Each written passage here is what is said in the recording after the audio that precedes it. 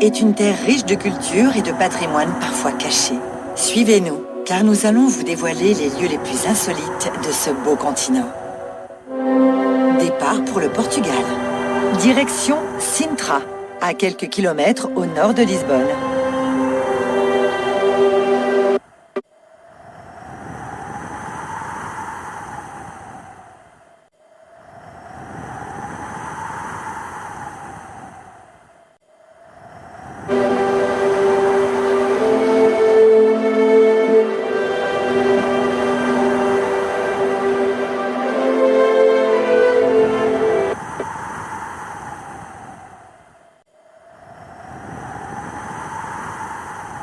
Le temps des grandes découvertes au XVIe siècle est suivi par celui plus sombre, mais au moins aussi lucratif, du commerce triangulaire.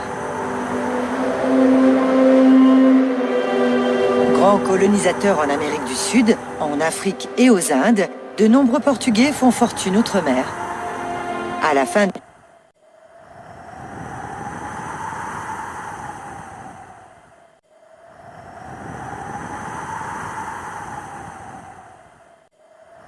XIXe siècle, ces riches colons reviennent s'installer sur leur terre d'origine.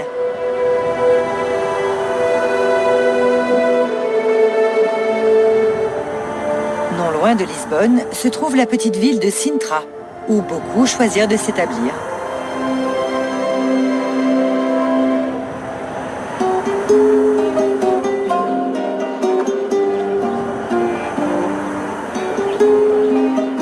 Classé au patrimoine mondial de l'UNESCO, le paysage de cette région où se mêlent harmonieusement la nature et le patrimoine est le plus ancien témoignage de l'architecture romantique européenne.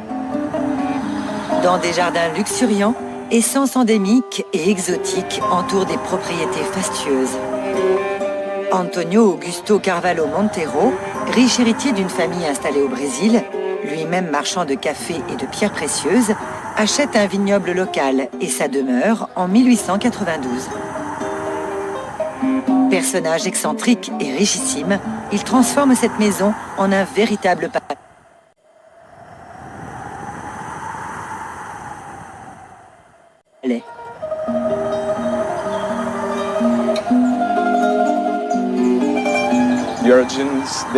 Ses origines remontent au début du XXe siècle.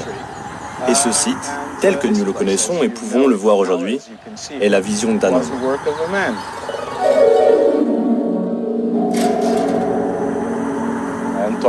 Antonio Augusto Carvalho Monteiro fut inspiré par la beauté des lieux ainsi que par son intérêt. Avec la collaboration de l'architecte italien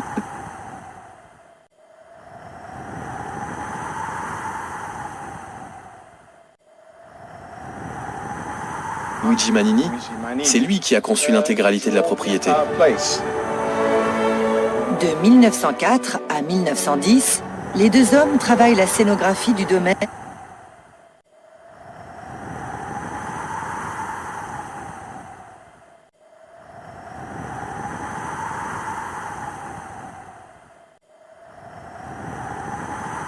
comme un véritable décor de théâtre.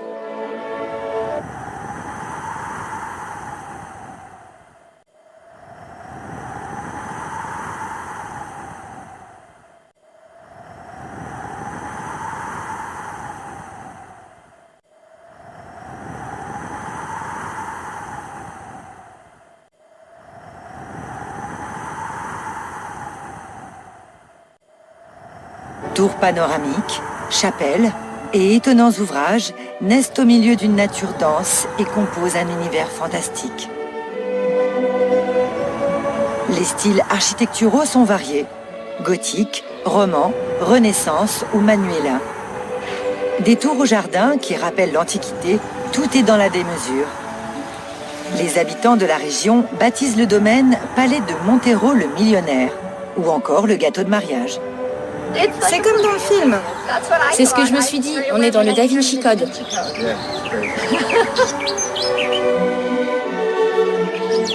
C'est très beau, ça semble irréel, comme dans un conte de fées.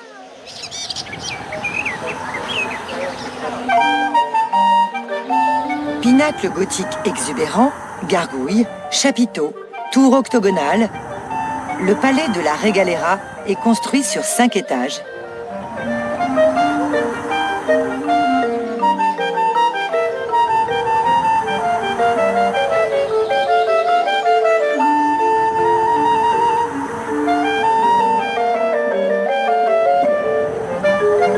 À l'intérieur, Antonio Montero et l'architecte Luigi Manini ont pensé la décoration à l'image des châteaux de l'époque moderne.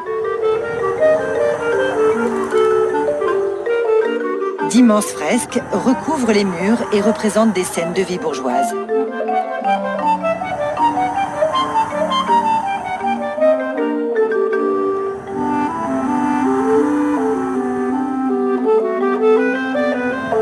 La chapelle, perdue au milieu des bois, exhibe ses lignes gothiques.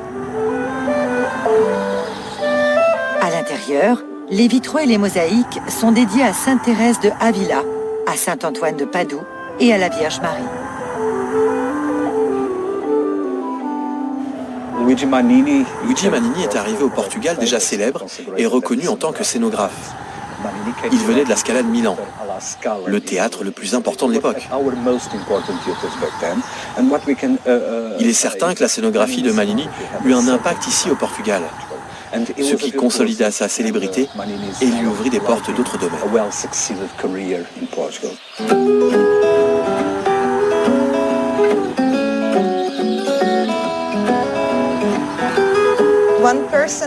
Quelqu'un a fait construire tout ça pour y vivre? C'est incroyable. Je trouve ça fabuleux. Le fait de réussir à créer un endroit pareil est absolument fabuleux. Investir sa fortune de cette manière, ça témoigne d'une véritable liberté d'esprit. Qu'est-ce que le visiteur peut attendre de ces jardins? Des agencements qui s'inspirent de la Renaissance humaniste? Un jardin agrémenté de statues qui traduit l'harmonie entre l'art et la nature? Un art qui évoque constamment culture, philosophie et croyances parfois utopiques?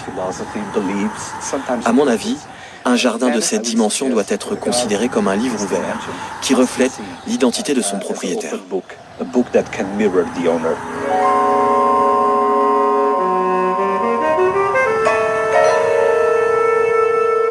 Regalera était un lieu d'accueil et de passage de la haute société européenne du début du XXe siècle. Les hôtes d'Antonio Montero n'avaient pas tous accès aux secrets de cet étrange domaine. Pour comprendre la Regalera et son concepteur, il faut porter toute son attention aux détails et aux symboles.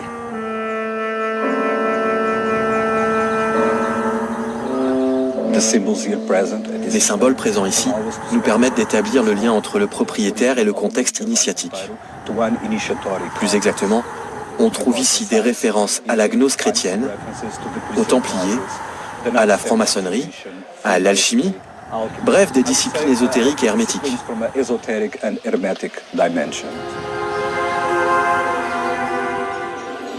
C'est au cœur d'un jardin densément arboré que se cache l'ouvrage le plus occulte du domaine.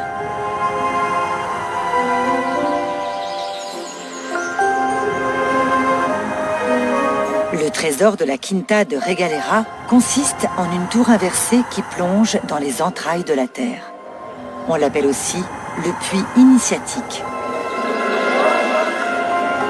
Un parcours d'initiation dont la symbolique renvoie à des références spirituelles complexes.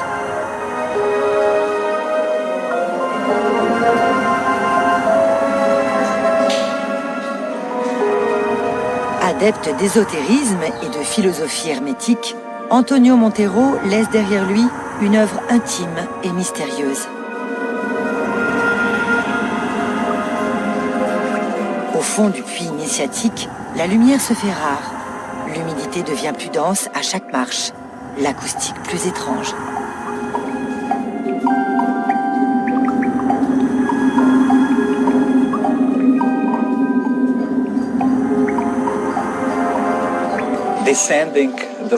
La descente de l'escalier du puits initiatique correspondrait à ce processus d'introspection et en même temps de descente au sein de la terre nourricière pour une mort symbolique suivie d'une régénération.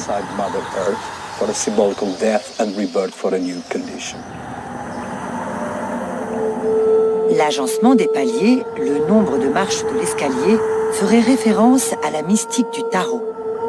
Les historiens et autres adeptes des sciences occultes continuent d'être intrigués par cet ouvrage qui n'a pas encore révélé tous ses secrets. Il y a des gens qui sont absolument fascinés par cet endroit. Et parfois, ils s'aventurent dans Regalera à la nuit. Mais c'est à déconseiller, car c'est très dangereux à cause des jardins et de tout ce qu'il y a dedans. En effet, quand on se promène durant la journée, on voit très bien les escaliers et les plantations. Mais pendant la nuit, il n'y a pas d'éclairage et c'est plutôt risqué.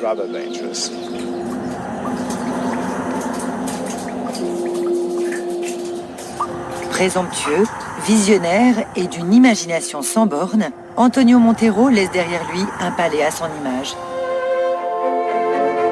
La Regalera est une maison bourgeoise, semblable à la demeure d'un roi, perdue dans un jardin luxuriant.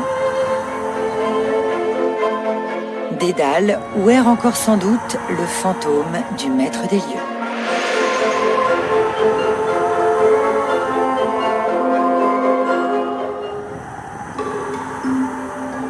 Dans la partie nord de l'Italie, à moins de 80 km de Florence, la ville de Volterra domine la Toscane. Elle borde la vallée de Cesena, dont la beauté a inspiré Stendhal et de nombreux auteurs. Volterra a été fondée par les Étrusques au 7e siècle avant Jésus-Christ. La porte de la ville et de nombreuses ruines témoignent aujourd'hui de leur présence passée.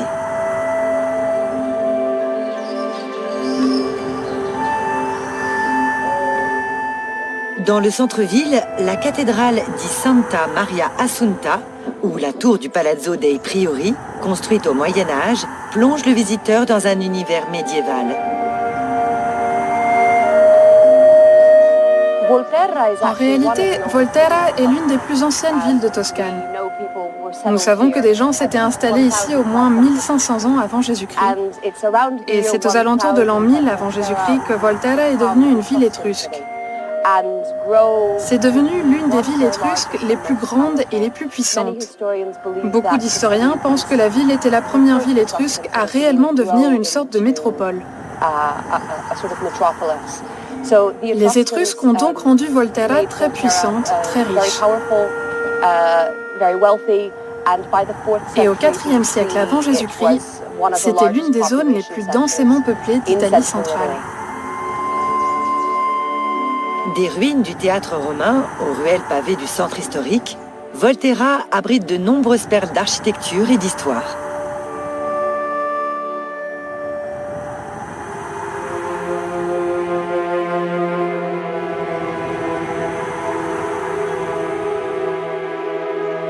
Mais c'est dans les hauteurs de la ville que l'on trouve l'édifice le plus inédit de la cité.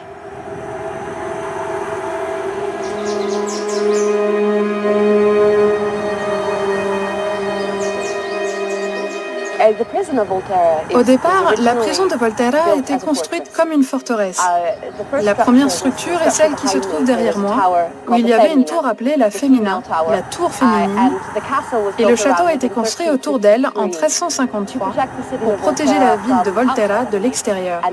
Donc de 1452 à 1455, ils ont terminé la construction du reste de la forteresse, principalement pour qu'elle domine la ville de Volterra.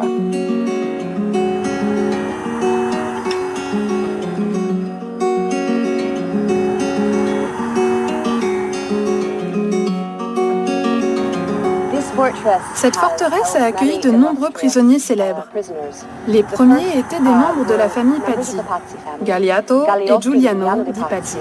Leur famille a conspiré contre les Médicis à Florence et ils ont été les deux seuls membres de la famille à ne pas être tués par les Médicis. Ils ont été enfermés ici en 1378 pour y passer le restant de leur jours.